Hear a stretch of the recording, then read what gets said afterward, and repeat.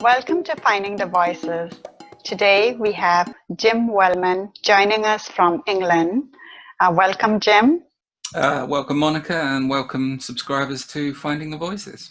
Yes, and today we are here to talk about Jim Wellman's upcoming album, Dawn to Dusk. I got very interested when I read about the underlying message you want to give on mass communication, net neutrality, and the propaganda. So I was like, okay, I need to have you in our show and let you talk a little bit about it and share how you got inspired to get into developing the album. Yeah, before we start and delve into the album and songs, if you can share a little bit about your background, your introduction, your childhood.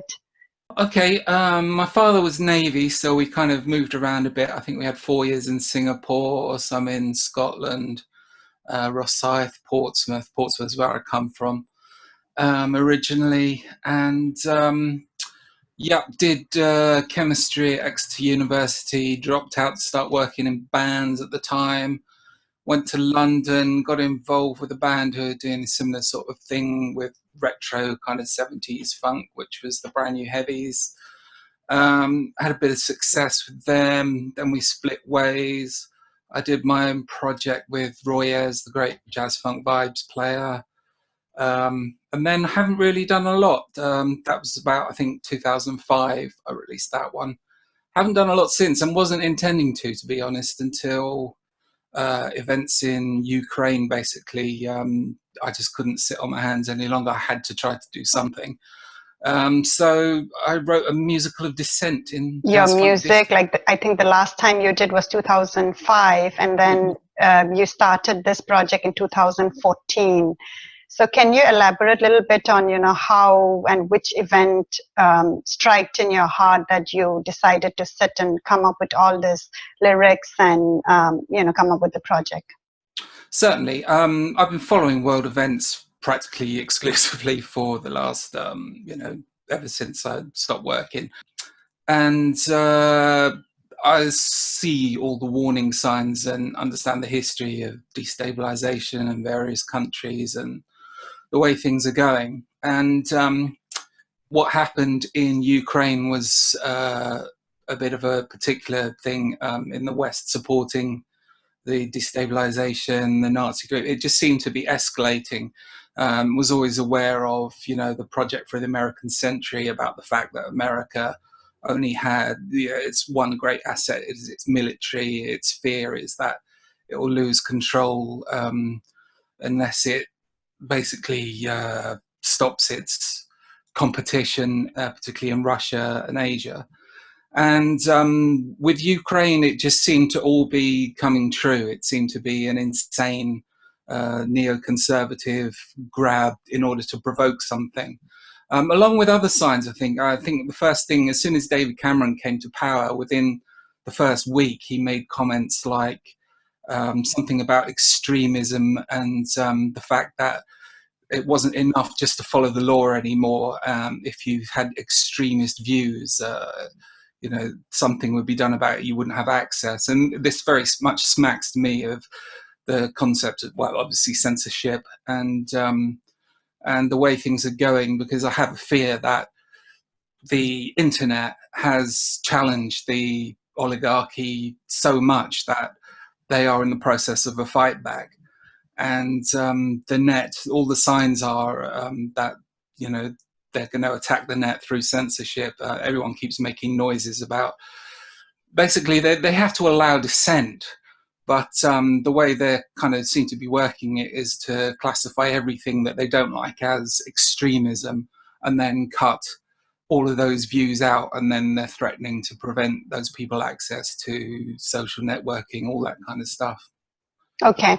So in particular, the event was I think the burning of the trade union building in Odessa. That was the thing that really got me. But the whole process, and then later on that year, the downing of MH17 and the sort of attempts to pin all that on Russia and everything. It just seemed that things were escalating in a horrendous way. And no matter, how insignificant I just felt that I had to try to do something, you know.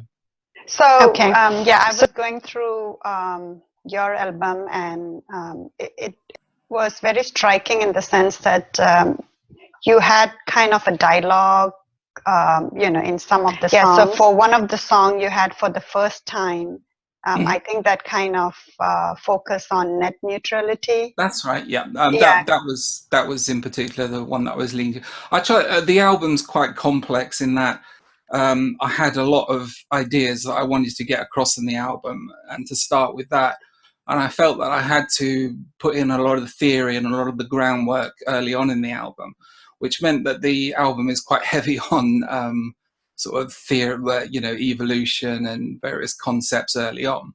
And I used a narrator and various things, but you're right. It was also promoting dialogue in that I see the solutions to a lot of things being in dialogue and being in many voices, rather than elite leadership, which I think is part of the problem. And also I've always had a, you know, liking in music for making it very full, very complicated, soloing, all that kind of stuff, because I see that as a reflection of many voices trying to work together with their own kind of, you know, personality, but many voices rather than the one monoculture kind of thing. So in style, it's always kind of in there in the kind of, you know, in the detail.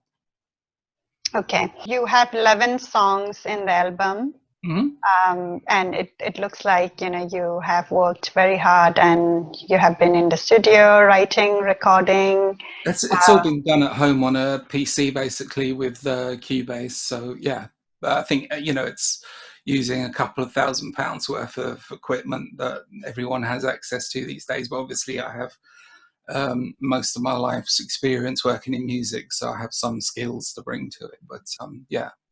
Okay, so tell me about your team. Like, so you wrote all the lyrics for all the songs, and you kind of produced everything. Mm-hmm. And I think you have a team like who sang, and there are people who. So can you share a little bit about your team and the whole project? I initially contacted friends that I had from the Brand New Heavies, Mike Smith, who did the horns. He was kind of busy. Musical director. Also contacted my previous singer. She was sort of busy or retired. So I kind of looked around at a few options, and I found a site online called studiopros.com, which is based in LA. And they have choices of about 7 female and 7 male vocals with demos of their vocal style. And so I decided to go for that. You send them a backing tape, give them the lyrics, and you get a vocal track in about 48 hours back. It's a kind of slightly off-putting process because there isn't any dialogue. You don't have any contact with them. So you hear back their tape, whereas normally, you know, you'd be in the studio saying, oh, you know, try this there, that sort of there. But it all worked out very well, and they were very professional, and I'm very pleased with the result. Apart from them, pretty much everything has been done by myself on Cubase with the Native Instruments kind of software, so and playing a few live instruments myself as well. Yeah, no, that's very interesting that you know, you collaborated through the internet, and it's not like you all sat together in a studio and recorded together, but it was clubbed, you know, the piece together with the music. And yes. Okay, that's very interesting. So for the last song, Let the People Rule, yeah, I really like the starting beat. What did you use? It was a Cuban percussion pattern on one of their native instruments. I don't know if you can hear. Can you hear? Yes, I can hear, yes.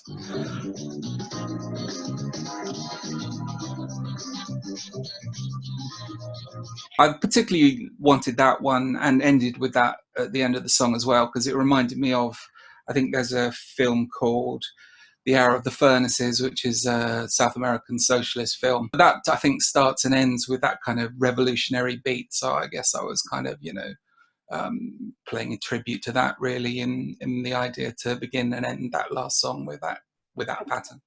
So you mentioned about you know, about the control of the internet and people's opinion. So if there is a conflict somewhere, whoever manages, I guess, the internet and the communication, they block it. Yeah. If they don't like the content. So can you elaborate your thoughts on that? Sure. Obviously, it's different in different parts of the world. I mean, I hear people complain in China that, you know, how it's blocked, and various other countries. So I can only really talk about the UK.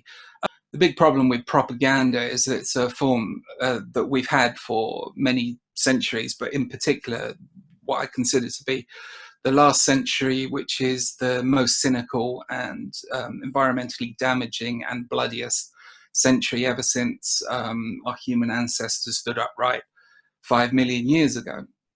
And that's, I think, largely to do with this massive escalation in the ability of the oligarchy to use one-way mass propaganda as a tool in order to manufacture consent. Since the advent of the internet, things have changed a great deal.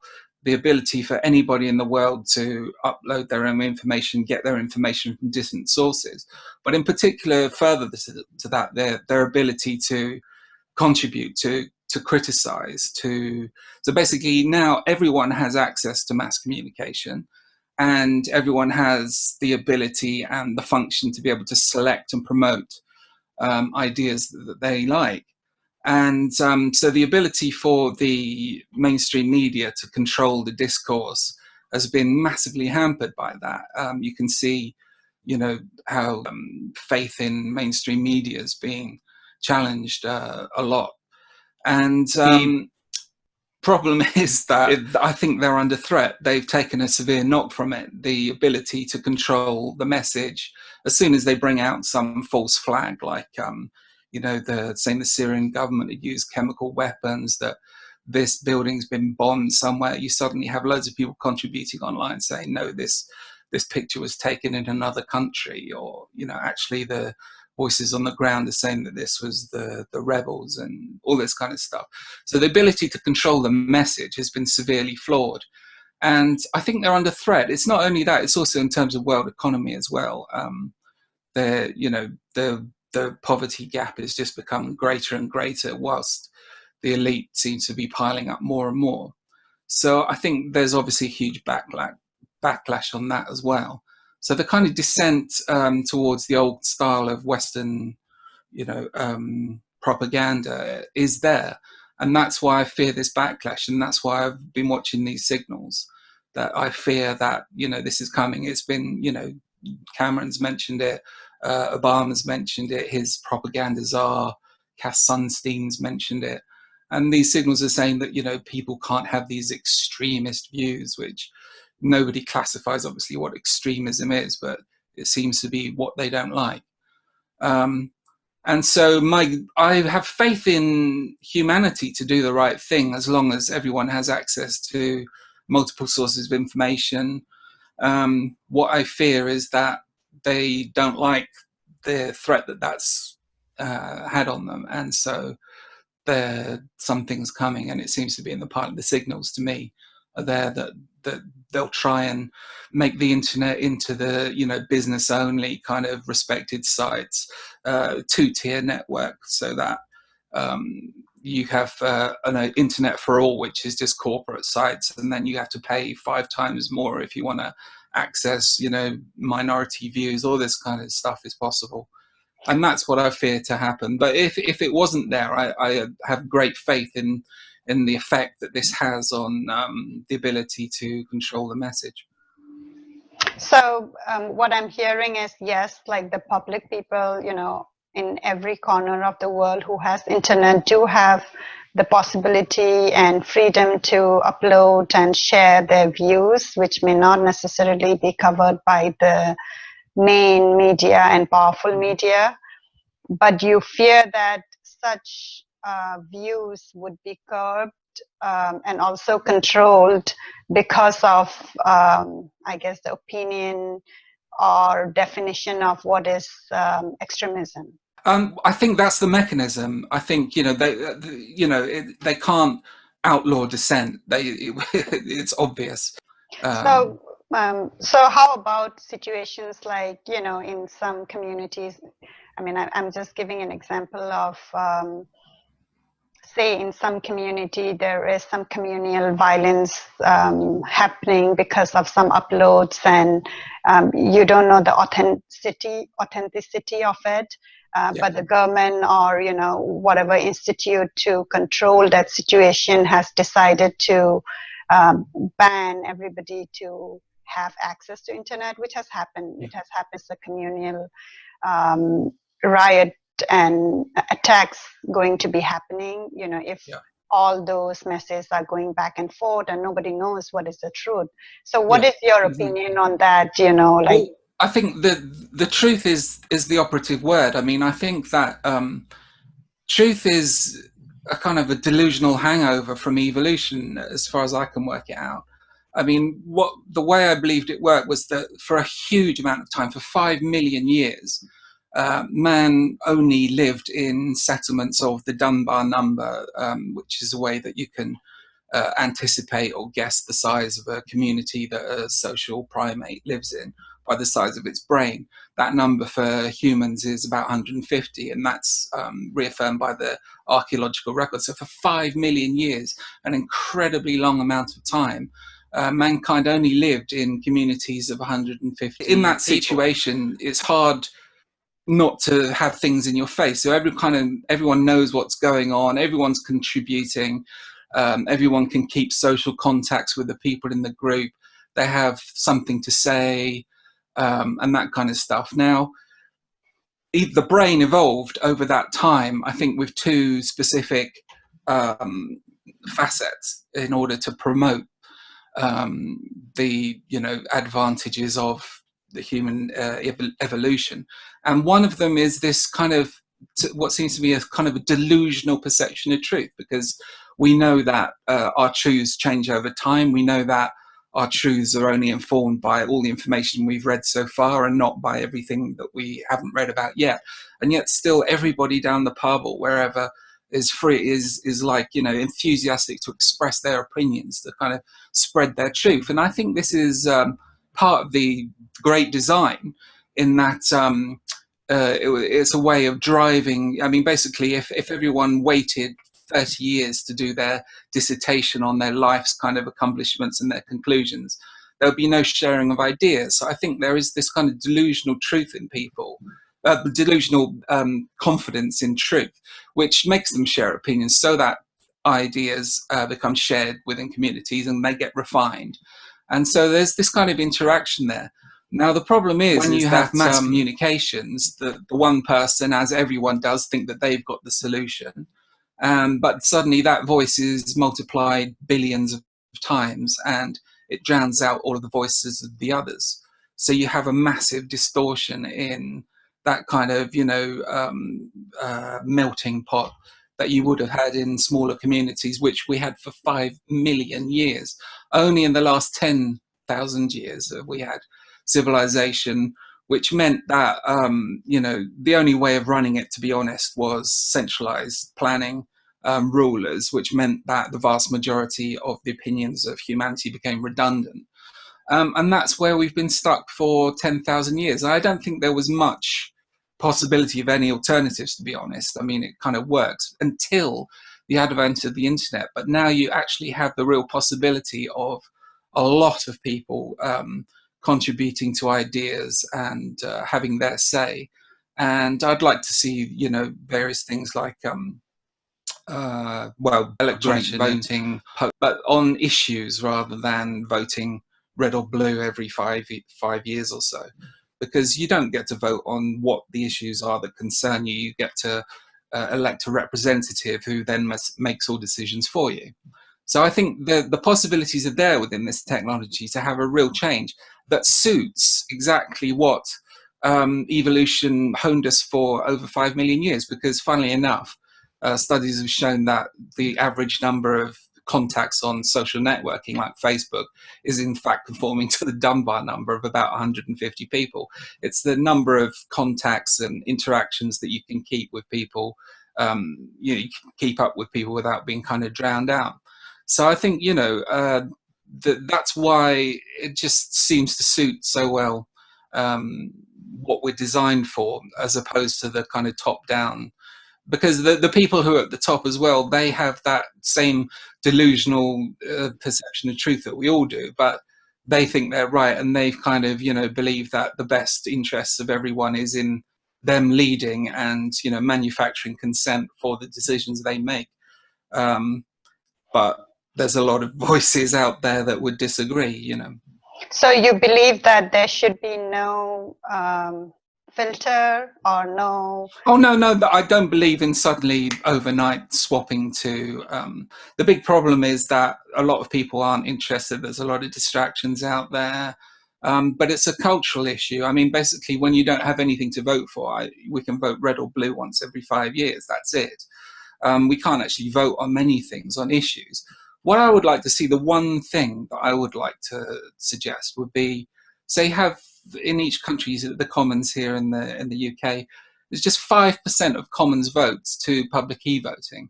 And what that would do is it would make a culture within the population of having an interest, having a say. I mean, it wouldn't really contribute much to what got passed as law, but it would kind of show the difference between what the people were thinking and what the government's actually doing. And it would involve the people within politics and pique their interests and allow them to have the say, which I think would be a massive improvement. Okay, so with the technology and the connectivity to internet, you feel that, if there are any policies or any bills which are going to be passed to the public, then public should be given an opportunity with a free mind to have their opinion and have a say on, what is going to be implemented. Absolutely. I mean, the technology is there to do that. And this is the first time it's ever happened in history. That's why that song was for the first time, because it's never been a possibility before. You had to have top-down leadership, to be honest, if you're living in big civilizations. But now the technology and the potential is there to be able to do it. The technology has come up so great that you and me got connected, and we are talking about a topic, Yeah. So yes, you're definitely right that I think with the technology what we have, the world is shrinking, and everybody can communicate and be connected and have their say and opinion about events or topics. Yeah. I mean, there's one thing that I kind of wrote a song about, which was called Lewontin Campbell, which is a heuristic, a learning tool written by Lewontin and Campbell about how change works. It's a formula for evolution, but it also works on human culture, works on economics and everything. And it says basically that change is diversity, then selection, and then amplification. The problem is when you have kind of top down is that you have a very small amount of diversity. You have the information that they want you to hear. You have no selectivity because in the end you elect a representative and makes a selection for you. And then that, whatever they want to, project is then amplified. So with the internet, this changes massively because you have a massive diversity. You have the diversity of everyone who wants to express an opinion, but also you have the selectivity part of it, which is that all the people can then say, I like this idea, I don't like this idea, criticize it. So the selectivity, the ability of each person to, appreciate ideas or go against them, criticize them.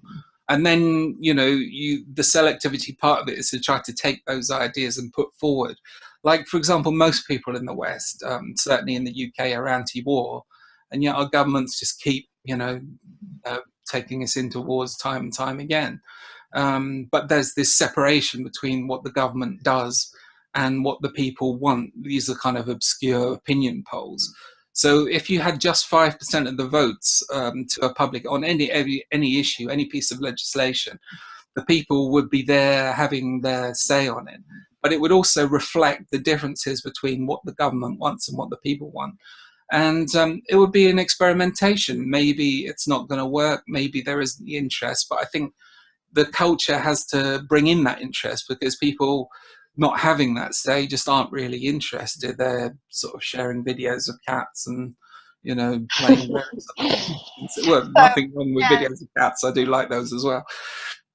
so yeah, that's a very interesting concept. What I think, we do have democracy in places wherein people elect their representative, but what you're talking about is more beyond that. You elect It's a your more representative, and then in the process of, you know, their term, when they are in power and having to make decisions, you want another level of step where people can get involved in the decision making for any of the you know, big decisions for any country or absolutely. I just think it's a way of bringing politics within the culture of the population. The problem is that when it's all top down, people aren't interested because they don't really have a voice in politics, That's and that correct. allows the elite to kind of, you know, use propaganda to pass whatever they want, and you know, manufacture consent. And it's a cultural thing. It's not going to happen overnight, but just to start with a very small amount. That's why I say 5%, Right.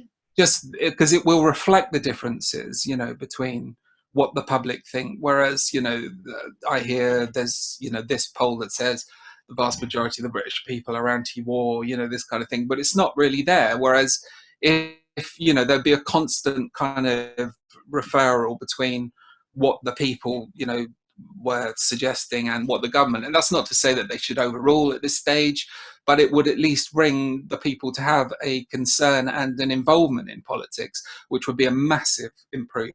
Mm-hmm. Because I think, you know, all our safety involves, our safety relies on more people taking an interest in citizenship and getting active rather than letting an elite kind of do what they think is best, and the potential that has for, you know, a military industrial complex and subversion.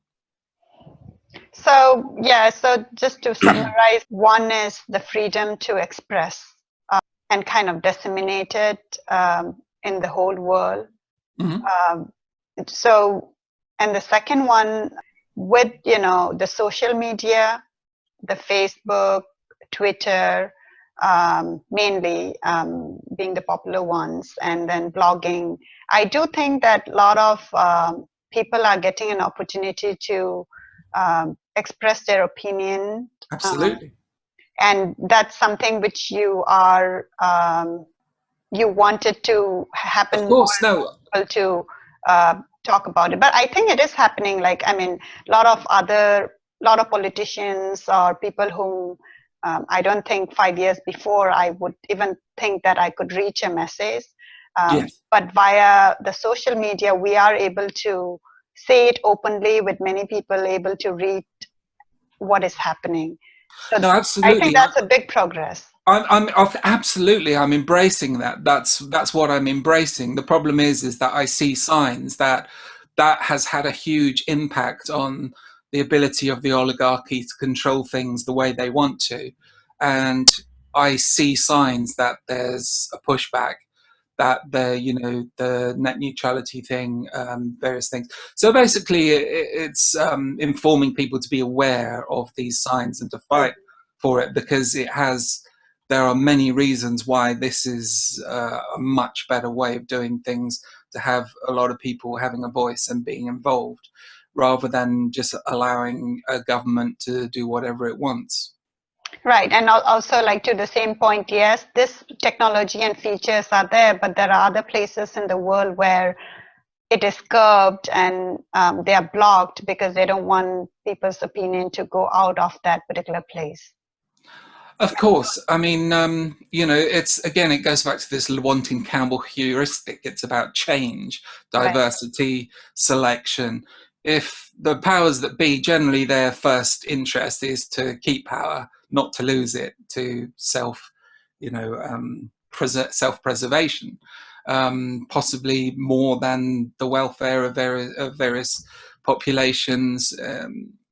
So self-preservation is there for them, and one of the ways to do that is to prevent change. So you prevent, you know, the diversity of the message, you prevent the ability of the people to select what they want, So it's a fascinating, equation that kind of explains everything, like how trade unionism and solidarity works, problems with fundamentalism. It seems to apply to so many aspects of human culture, basically. Right. So yeah, and the other interesting point what you mentioned was, okay, let people have their opinion, let them share it in the open, and let humanity, like you're putting a belief to humanity to decide on their own, to choose and weigh, where they want to go. Well, with limitations, but what we need is a start. Right now, we don't have anything. We have a voice for a while. We've had a voice for a while with the internet. Signs are that it's under threat. That's why I was alarmed. This whole kind of Ukraine things that were being said about extremism, all this kind of You stuff. want people to, voice their opinion, and Yes. then leave it to the person to Oh decide. yeah. I mean, I don't. For example, I don't think that you can go overnight. For example, you can't suddenly go from the ignorance with all the kind of hate that's generated through the MSM and fear mongering and all the kind of xenophobia that's there in order for them to get across the policies that they want to do. You can't suddenly give the power to people because they probably choose to, turn on this minority or that minority. But, why I'd say the 5% is it just starts the process. It allows people then to be discussing these things, and the complications of it all will come through to them, and it's a sophistication that will have to be learned rather than something that you can snap overnight. And so why I say 5% is because I don't suddenly think you can turn this over to the people, but they have to start the process of becoming involved. And the big problem is that people aren't. They aren't interested. They're detached. Well, obviously you are, and I am, and your viewers and lots of people are. But there's also the vast majority, I think, who are turned off because they don't really have any involvement with it. Yeah, so it is both sides. I mean, like you said, when a change has to be there, it has to be from the people, the system. It has to be from both sides, and only then the change would come. Well, as I say, I mean, at least let's highlight and let's illustrate to people the differences. If the vast majority of people in Britain are anti-war and yet the government take us to wars again, that should be highlighted. It's a very important thing. Why? Let's discuss that. And these are the things that should be there. The problem is that suddenly Cameron decides that it's in all of our interests to start another war or to enter into another war, and that's the last you hear about it. Chiming back to your list of album again, there was another song, Happy Song. Happy Song, yes. Yes, and that was more, I guess, to encourage people to share their opinion. Can you share a little bit on that? Yeah, absolutely. Most culture is trivial, unfortunately. It's celebrities. Very few of them dare to express any opinion on issues because they fear greatly the impact that will have on their career. So things tend to be safe and meaningless, whereas the whole point of this kind of interaction that I was talking about, 5 million years, the way our brains were honed, was that we were part of culture. We would be intimate in all of these discussions on any subject. And that's what human culture is. It's that interaction. It's what we're talking about, the things that we get up to. Whereas popular culture seems to be incredibly dumbed down to me, totally devoid of any kind of, I'm not saying everything. Obviously, there's some great examples still there.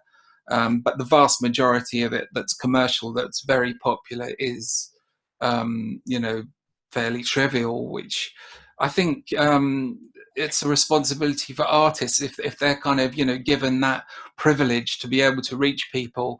A lot more of them should take on the responsibility to express their opinions. Suppose they say something people don't like, they'll challenge them, whatever. It's a good process. It's a dialogue, as we go back to. It's a dialogue rather than just kind of electing to cop out. So Happy Song in particular was a plea for artists to, get involved to promote, opinions, political opinions, this sort of stuff. You're right, and actually, yeah, you're true that many of the big figures or artists, wherein they have a big opportunity to share their ideas, don't they stick to what they do, and like you said, don't get involved in the happenings. And your message is that everybody, all of us, should have a responsibility to share our opinion, and I think that might trickle and impact other people. So it is important rather than just stay away. Yeah, it's setting a precedent. So everybody's just interested in celebrity. So if they set a precedent and voice opinions, then it kind of encourages everyone else to do so as well. Right, and whatever they stand, then the followers then know, oh, okay, based on the opinion, oh, okay, do I want to follow this artist, or exactly. do I not want to? So you have a good point that instead of being silent, everybody should share the opinion on important topics that could affect our life.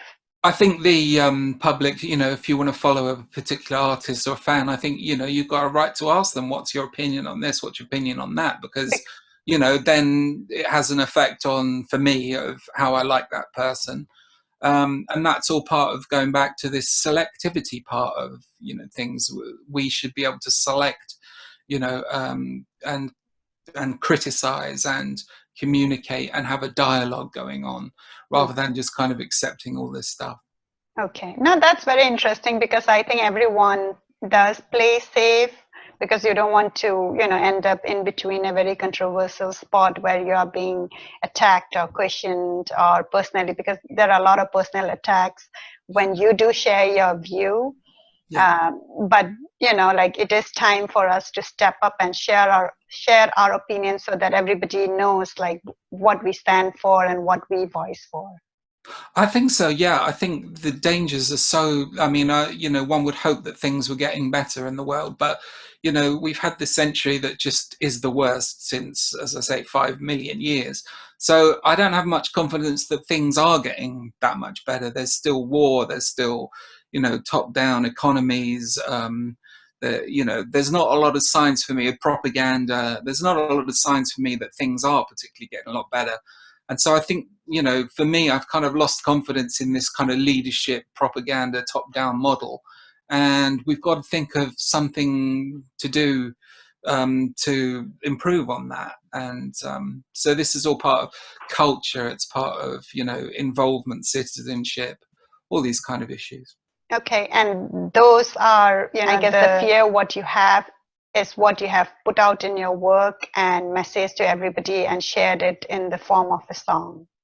No, absolutely. I think it's a really interesting work. I'm really pleased with it. I'm as pleased with the content as, it grooves as well. And so, yeah, I think it's an interesting, and the length of the album is probably the length of this interview. And so it's very concise in that the kind of ideas I wanted to get across, the groundwork, and to piece it all together to reach definitely conclusions. And I'm very happy. I am always drawn towards music which has a social connectivity and which has a message, because like you said, music has no boundaries and it travels all over. And it's even more interesting when you learn more about why this song and what it was inspired from. So good luck, and I'm very excited that it will be released, right? I've got one single coming out on, in fact, 2 weeks, I think the 18th of January. That's probably good. I have an EP of the more commercial tracks on the album on the 8th of February. And then the full album with all the kind of dialogue and the theory and everything, which I thought might be a bit off-putting if people were suddenly landed with that straight off, is going to follow. So the full release of the album is the 29th of February, the day of the leap year. So it's so great for you to spare the time and share your thoughts on how you came up with the songs and what your message is. And I really like the ultimate message that yes, we all need to speak out and share our thoughts and opinions, and everybody's opinion matters. Yeah, of course, that's why I have great appreciation for what you're doing. Very much, Monica. Lovely to meet you. Yeah. All clap along to a happy song as evil's returning and buildings are burning, false flags unfurling, new wars occurring, a media spread.